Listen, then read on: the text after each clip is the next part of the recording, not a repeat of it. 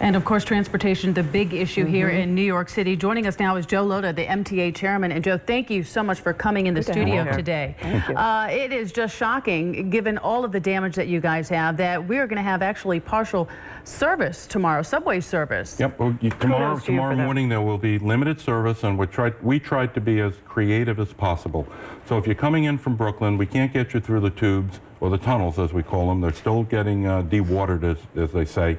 But what we'll be able to do is you'll go to 3 different locations on the subway lines. You either get out at Barclay Center, where there will be buses that will take you to Midtown, or you can get out at J Street at Metrotech, where there'll be buses and take you to Midtown, or U Street exit on the L train, which will also have buses available there. We're going to have 330 buses, a caravan of buses. We work with the city. We're getting a dedicated lane for our buses so that they can get into Midtown.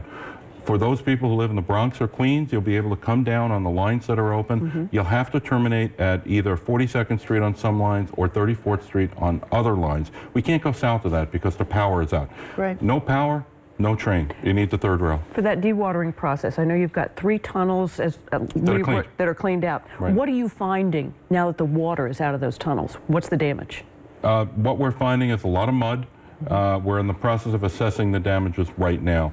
It was a lot of water, and it was salt water. Everybody wants, what's the difference between regular water and salt water?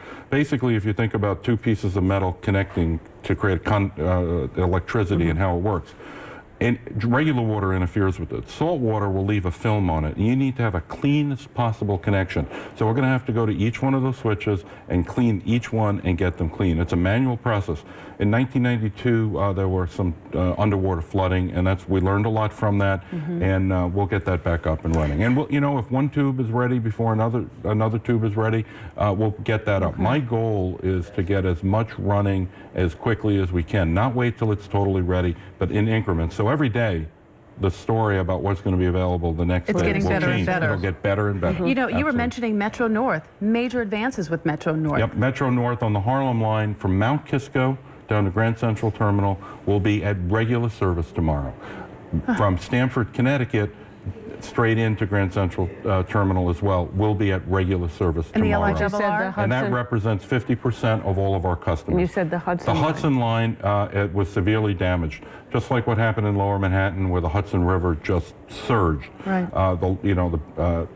We've got a lot of property, and a lot of our assets are destroyed up there. We've got to rebuild a lot of the bed, a lot of it washed away. We've got a handful up there. Yeah. You certainly do.